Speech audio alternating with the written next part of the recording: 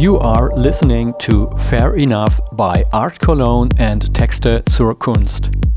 Your deep dive into the global art world, thoughtful, intentional, and always ready to play.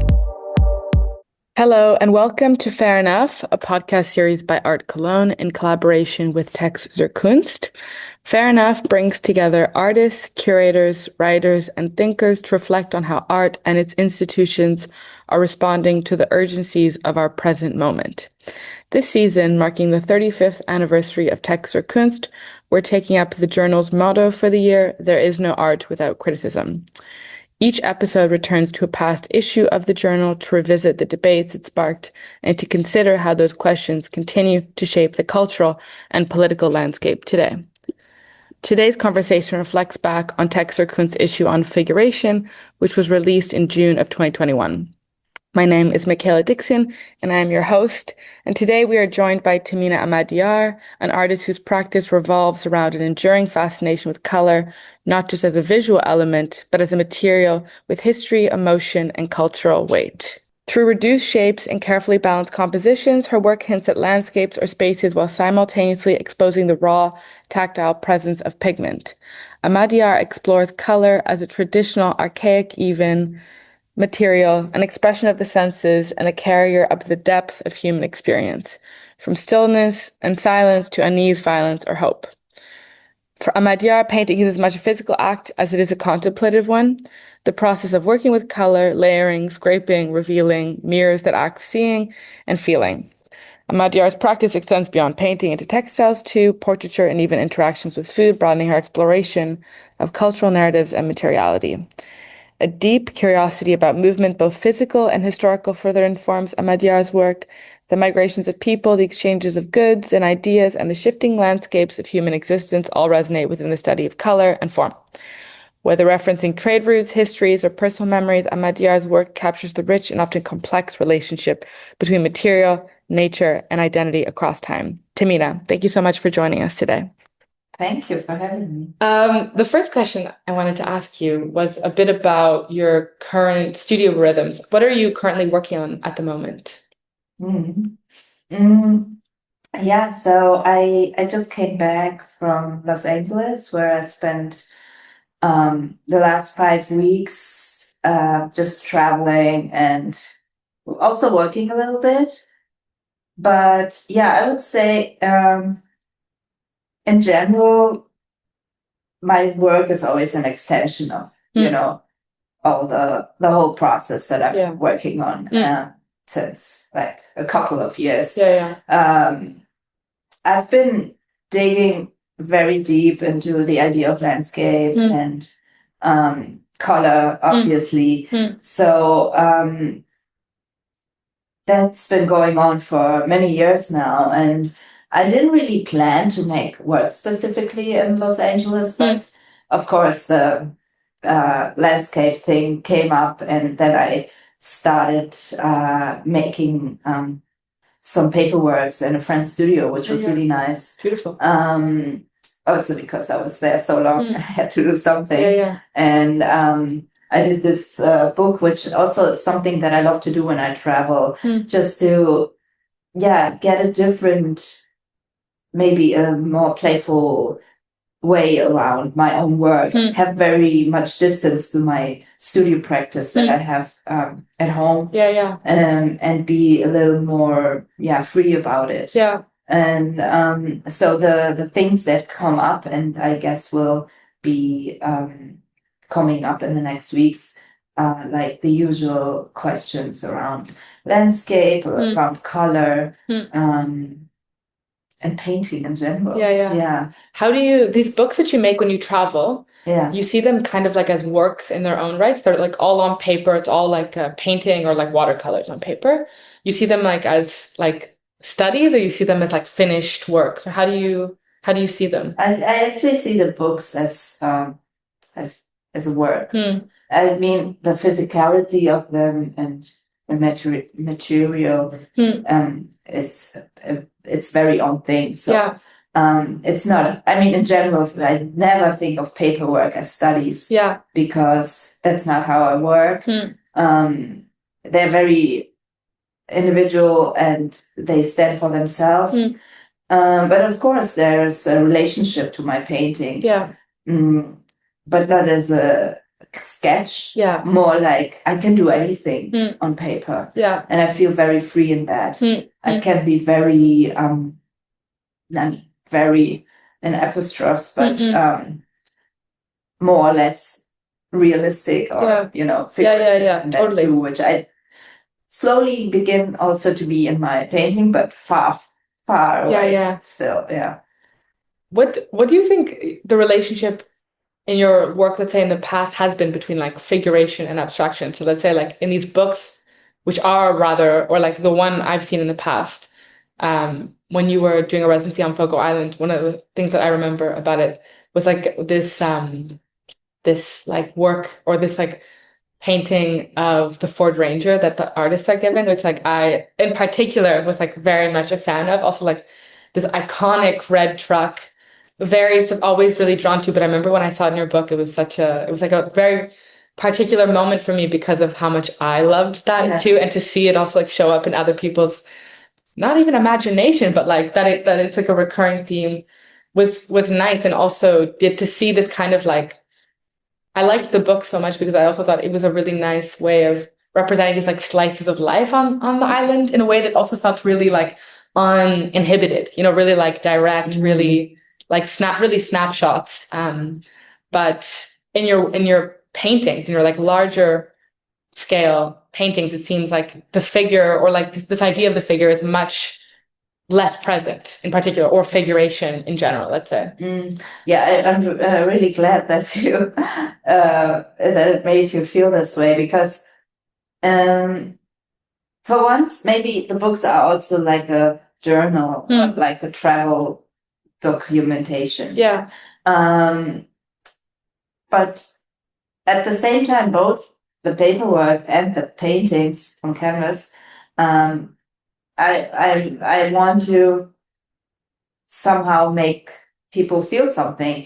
And the same way that you felt about the truck, which is,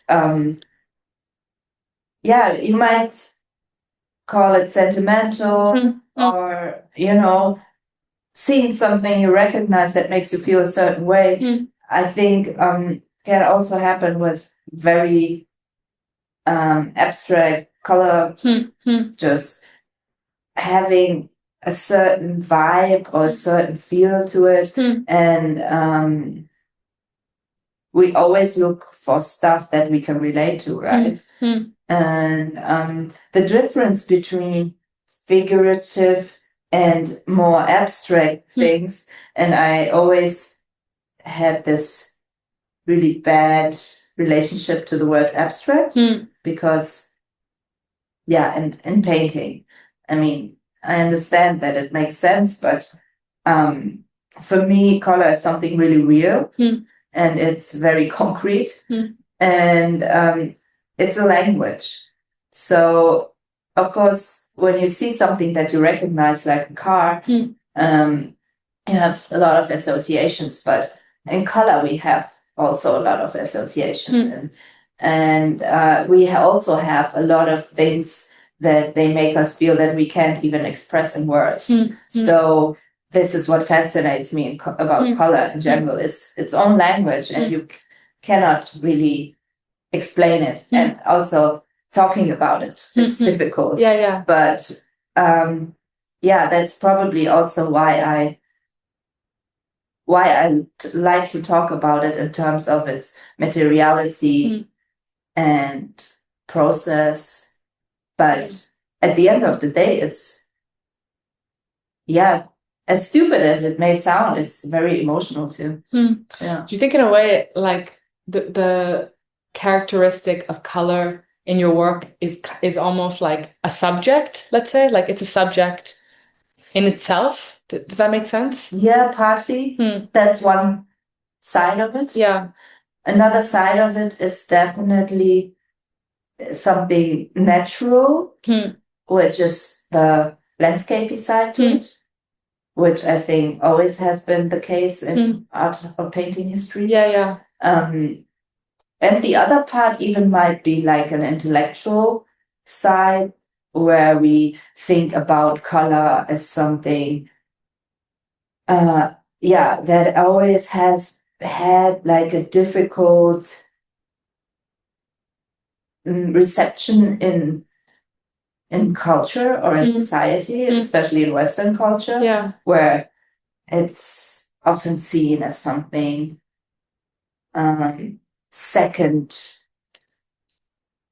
to like the form of something. Let's say. Exactly. The motive and the form and the composition comes first, and then comes to color. The color is something decorative, something maybe even childish, to like primal, whatever. And also, I've been reading this book lately, Chromophobia, which is very interesting because it talks about that much better than I can talk about it. Of course. That in Western art history, it's just this idea that, like language being black and white in a way, like figuratively, but also actually, this is the more serious, the more intellectual art.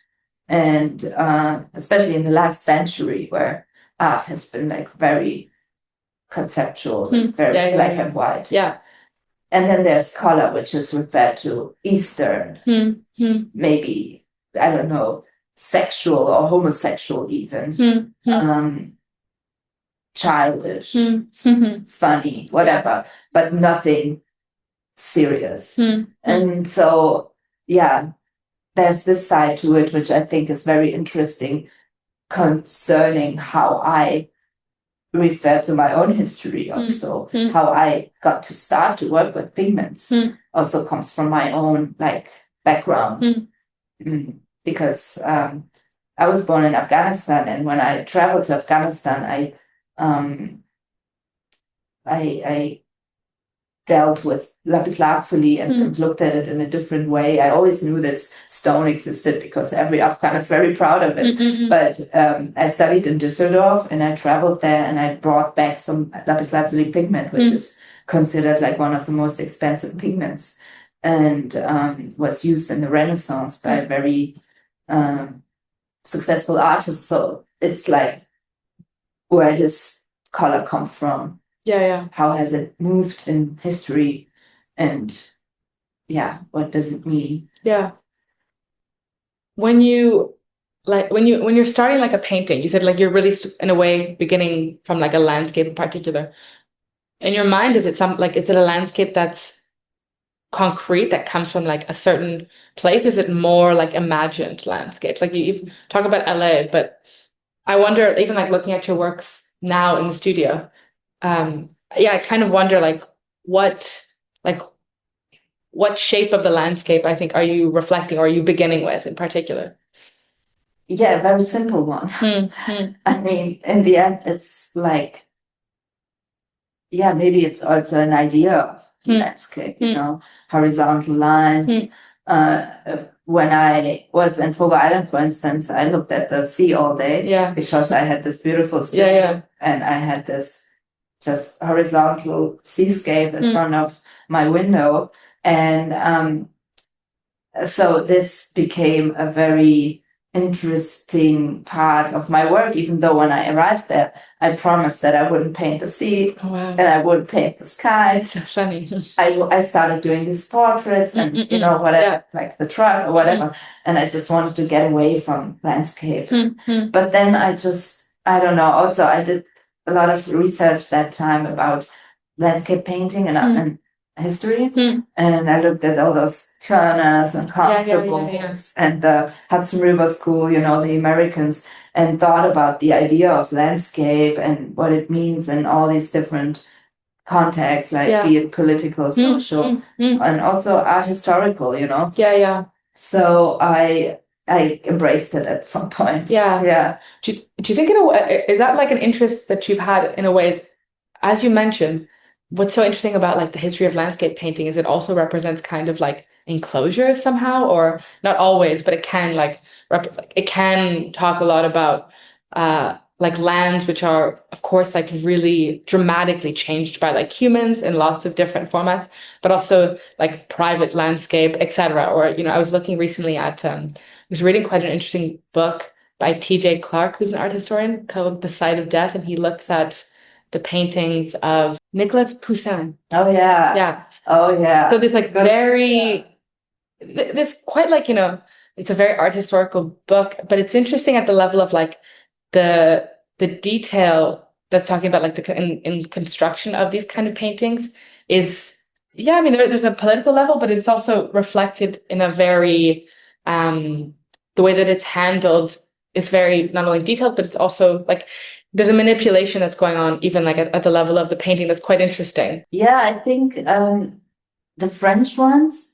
which also have their own interesting evolution in landscape painting, you know, starting with Poussin and also then going further like Rousseau and then Courbet, which I looked at a little bit because then things start to get a little more loose and you know, much less detailed. And then at some point you end up with the Impressionists. But those details, yeah, I think there's also this like political level to it, you know, there is some kind of propaganda even, I would say.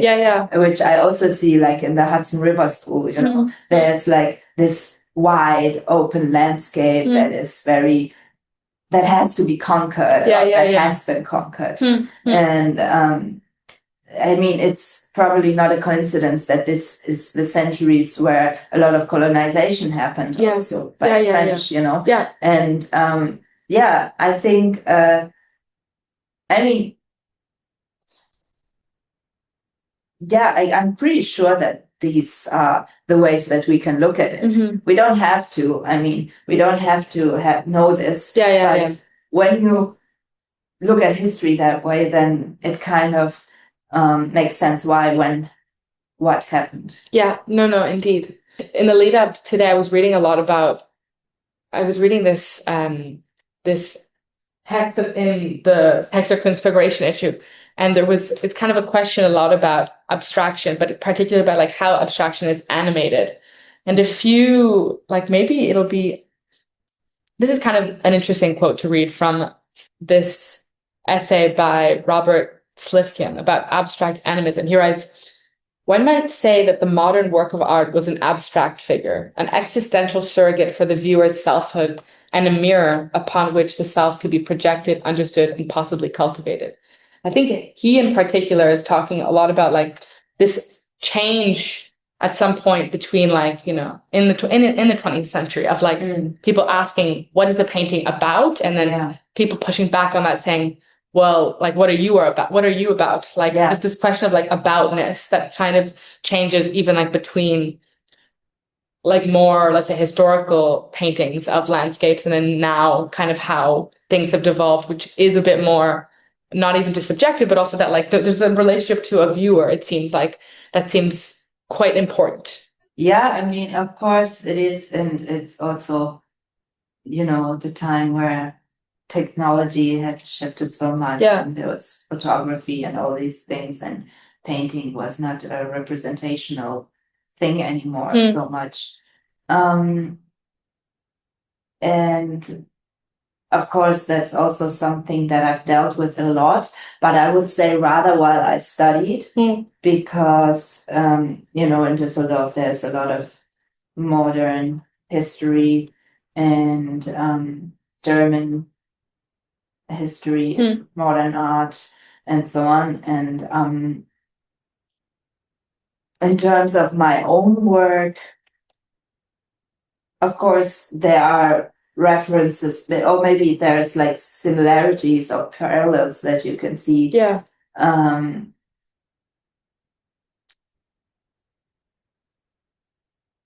But it's more like probably from the less abstract painters I am inspired more. Which I don't know why that is, but also, like when I think of the 20th century, I think of, also some Americans that embrace landscape in a different way, like Milton Avery or someone. Yeah. It goes in the abstract direction, but it still has a reference. Yeah. Or like Diebenkorn. Yeah. Or Mary Heilman. These are all, painters who embrace the space that holds both, abstraction and kind of like figuration, or this relationship to like landscape representation. Yeah. And the ones that are like, you say projection, or screens or whatever, like maybe the abstract expressionist also. I never really related to them as much, even though people say a lot that my work reminds them of certain painters of that time. And it's okay. I can't deny it that it looks a little bit like... How do you respond to that though, in a way? Or like, how do you... I just say that, well, that's not what I'm into, but I mean, I don't want to dictate what people think, I can't. And I'm not like, I don't mind. It's just, I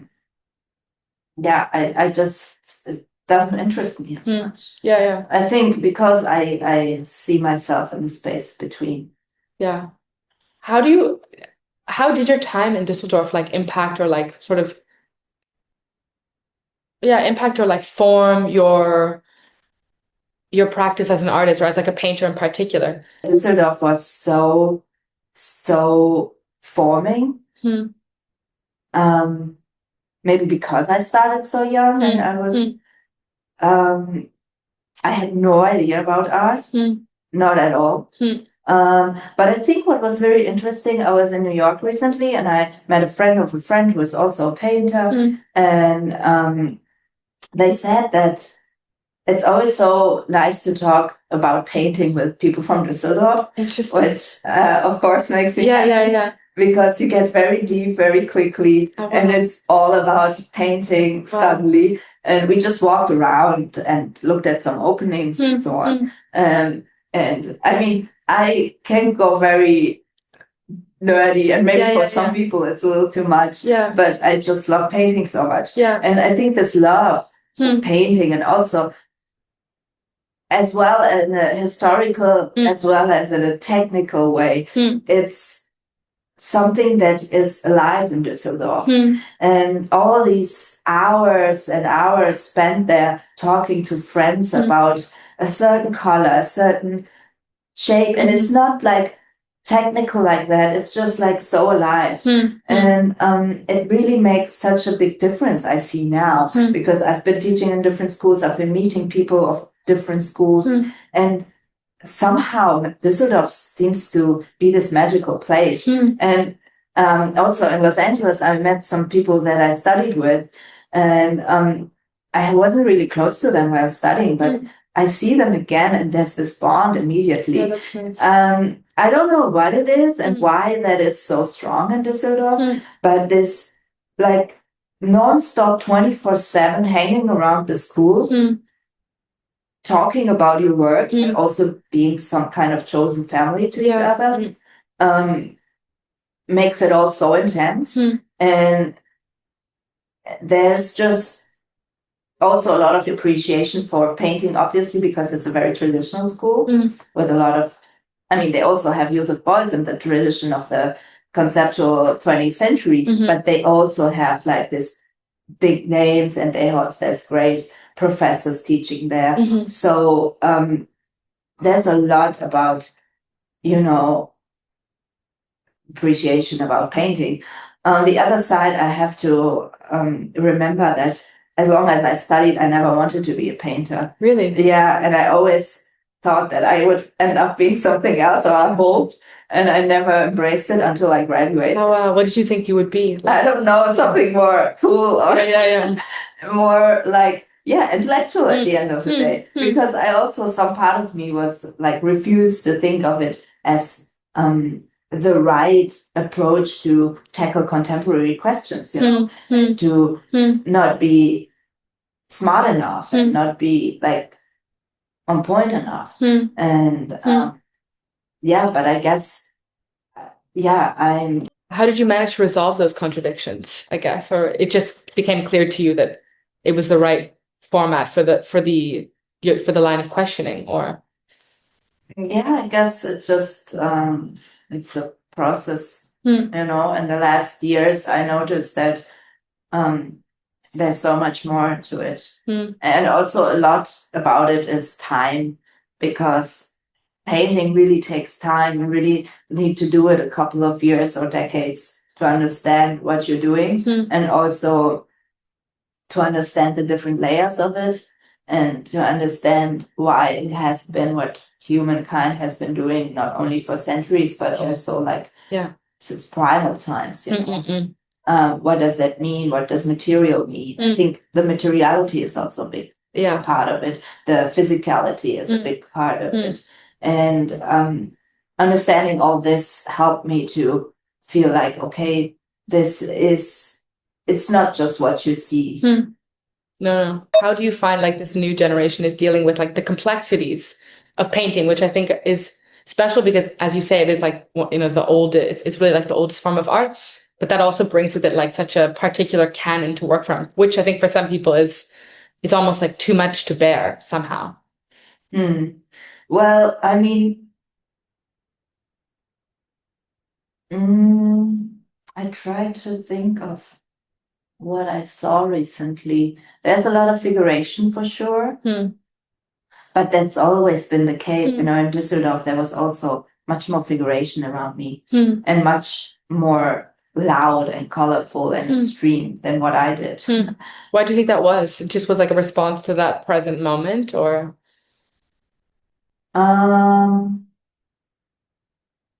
Well, I think that's something that just always is there, you know.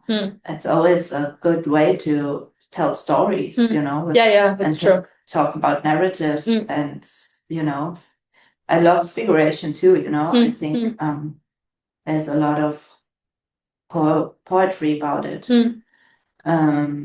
if you do it well, and find your own voice within that.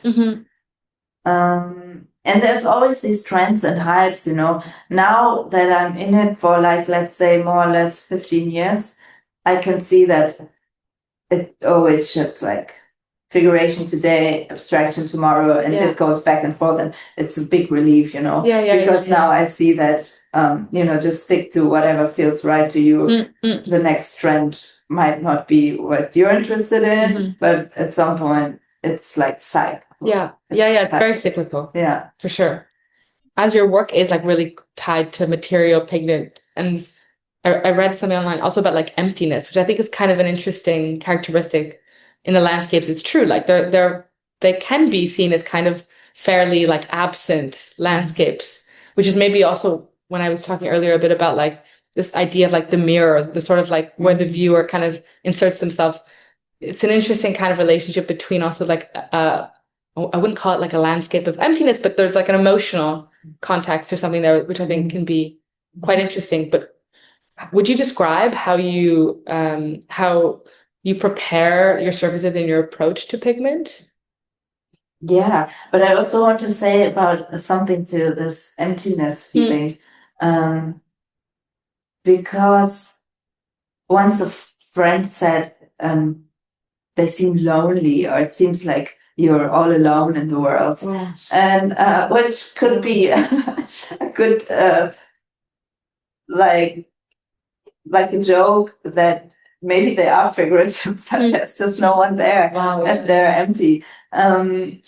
Yeah, but I don't know. It's so as I told you, the whole pigment thing for me came up when I did like this sort of self-organized residency to Kabul, to Afghanistan, when I was studying, and I came up with these pigments, and then I started mixing them myself. I use a very old traditional technique which involves glue that is made out of animal skin and bones, and that's why I can also control like the translucentness, but also the brilliance, and really keep it so saturated and everything. Yeah, I mean, I have more or less simplified or reduced shape of the composition in mind. And I often start with one color, obviously, which serves more or less as a background. And it's very important, though, to set it in a very intentional way, because as it is translucent, it's like the brush strokes are visible, and the different shapes and shades are like all visible. So I guess I do it with awareness. And try not to rush into it, but I'm also a very impatient person. So a lot of mistakes happen along the way, and then in the end, there's a lot of layering and trying to to go around it and have this very simple landscape form turn into something alive.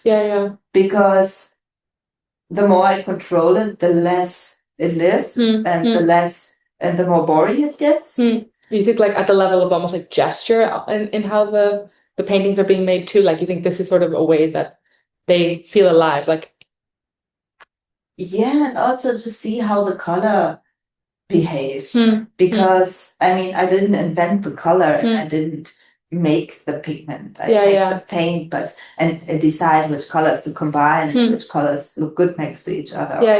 Look a certain way. But it's a lot about light too. You know, how does the light between the layers still open up a different space, and still,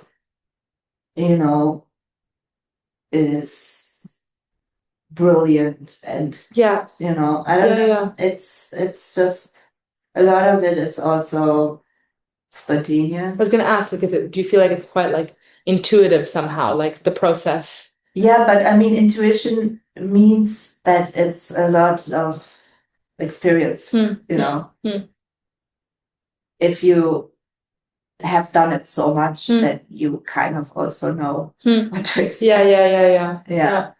Yeah, it's interesting, I guess, even when you were talking earlier about like lapis lazuli, this kind of question of like of movement too. So it's like movement of movement of colors in general, how they come from certain parts of the world. They are expensive, or even like I read a text a long time ago that was about how the Greeks would get purple, like ancient Greeks, to find purple had to like kill a specific fish from this fish. Then they named also like the color after the fish.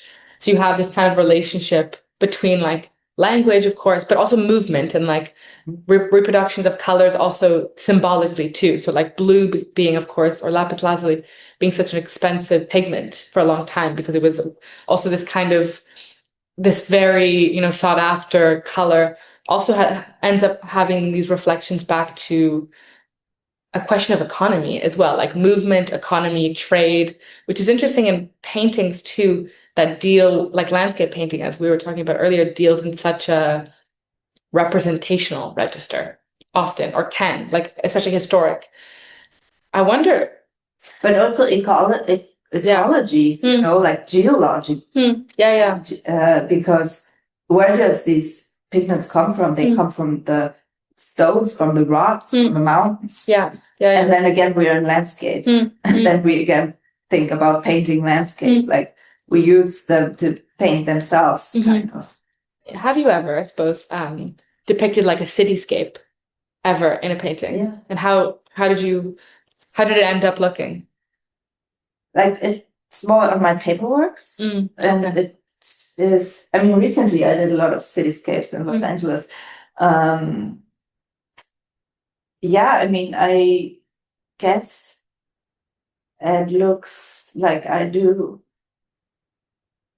things in general, like very blurry, very washed out, inky, watercolory, and from far away, which is what I like, you know. I like the far away view and I like the close up. There's nothing really in between. Yeah.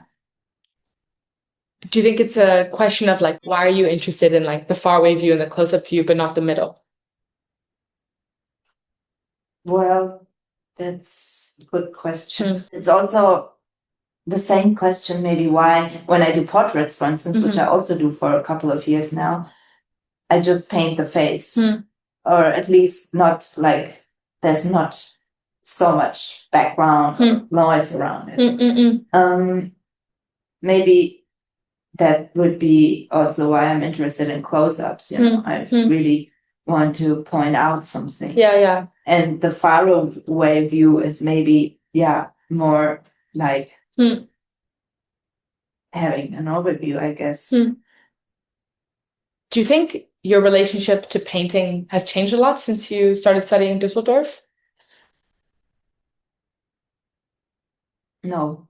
You think it's been quite like consistent? Yeah. It's quite special somehow to have a really like consistent practice. Yeah, but I understand it much better. Yeah. I think when I started, I didn't know what I was doing whatsoever. And for the longest time. And you think you can see that in the works from that era somehow? Yeah, that I didn't know. Yeah, or like that. No, I think some of my best works actually were the ones that. Wow. Like there was like a naiveness or something, or like a beginner's luck. Yeah, which is real, I think. Yeah. Yeah, I mean, maybe it's more direct, more honest. When you know a lot, you can get also in the way of it, trying too hard, you know? Yeah, for sure. But yeah, I think from the beginning, I always painted what was around me. And it was oftentimes also like architectural and space and rooms, which also I did like when I graduated, and after this for a while, there were like these empty rooms and very geometrical and more rigid than now. Yeah. But I always was very reduced. And that's what I mean when I say everyone around me was so loud and so cool. And maybe also this refers to the perspective, like why not in between, why far away, or why close up. I'm interested in looking at stuff and not in maybe not so much in the narration or in the there is a story. But the story is more about catching the essence of something that can tell you a story. You know, you can look at a stone and it tells you a story and you try to get the essence out of it. But all the noise and all the circus and all the, you know, a scene, like you would see it in a Kirchner painting. You know, or you could see it like in one of the paintings that one of the male professors in Düsseldorf made. You know, pick whoever you want. It's probably more fun and more entertaining in a way that it's like a movie scene or something. Yeah, but that just wasn't me. Yeah. How do you characterize your relationship to, I guess, the framework of like conceptual painting in particular? You see yourself as being very much a part of that way of thinking? I probably am not, because that also goes too much into the other extreme. And as I said, I see myself really in the room in between, where I also embrace the playfulness of painting, the free spirit of it. And conceptual painting maybe is a little too closed. But yeah, there are aspects about it that I can totally refer to. To your students, what's a piece of like advice you give them, like when they're really like new, like young 18 or 19-year-olds? coming into like painting? Is there a piece of advice or a kind of like, just do a lot of painting. Yeah. I feel like it's so underrated how much you have to work. You know, it's not like, for instance, conceptual art. And if you really want to go ahead in painting, you have to just do a lot and just keep on doing it and get into this meditative state where you just keep on going and you understand why a certain work of like art history is also good. Yeah. Understand it because you try to get there, not because you sit in a, in a art history class. Yeah. But because you tried it so hard. And maybe also this can be like an answer to your question, what I see in the future, like trying to really also find ways and where painting just not only in my own work, but in a art historical tradition gets further and gets evolved. I don't know how that would look, but have there been like artists as you started in Düsseldorf that especially inspired you, like painters in particular that you really like looked up to? Well, the ones I mentioned, I think contemporary ones, or yeah, sure. I mean, the ones I mentioned for sure, the landscape artists. I really liked Dean Korn when I was studying and Mary Heilman because, as I said, they were in between these two fields, and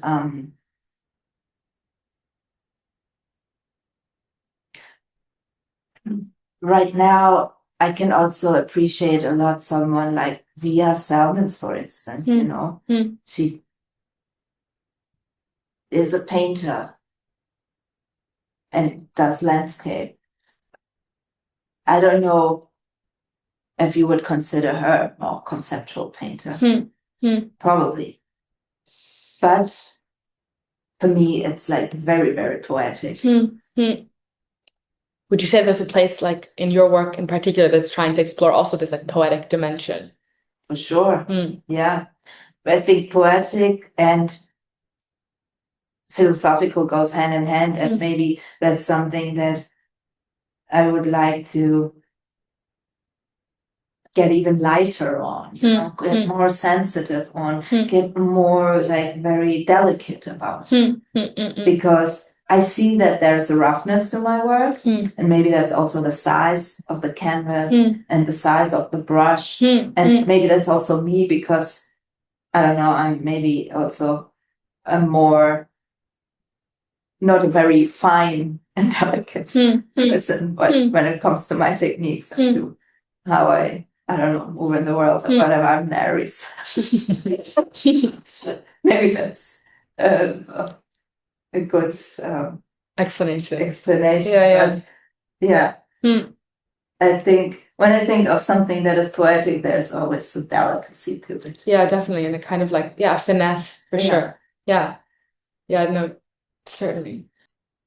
How do you see, I suppose, not the state of contemporary art, but sort of like, maybe I would make it specifically about painting nowadays, like the state in general of contemporary painting, because it's quite broad, it feels nowadays, which I think is such a benefit also of this quite prolific, or like a proliferation of the history of painting. But how does it feel to you, I suppose, like as a painter?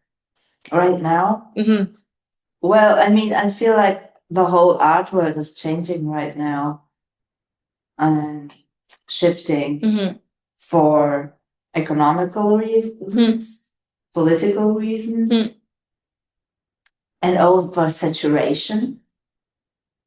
When I was in the US just right now, there's just so much painting. There's just so fucking much painting. And I'm a painter, and I wasn't sure what to think about that. And I think probably it will reduce because the economy has been so bad or whatever. And at the same time, there's a niche for anything right now, which is good, and which I think should be. But I also suppose things will be much more in context, like in an art historical context, and not as like in the institution, you see people starting to talk about it that way again, and maybe increase criticism too. You know, whereas in the last years there was a lot of talking about maybe things that go beyond the art world, that go beyond art and go into more social things, which is also good that the awareness has been raised a little more. But in the end, we're such a bubble. I think this is a good place to like end the conversation. But thank you so much. Thank you for joining us. Yeah, it was fun. Thank you for listening to Fair Enough by ART Cologne and Texte zur Kunst, where ideas travel and perspectives expand. From the world's first art fair to 2 days conversations on modern and contemporary art. The dialogue continues, every fall live in Cologne. For more information, visit artcologne.com.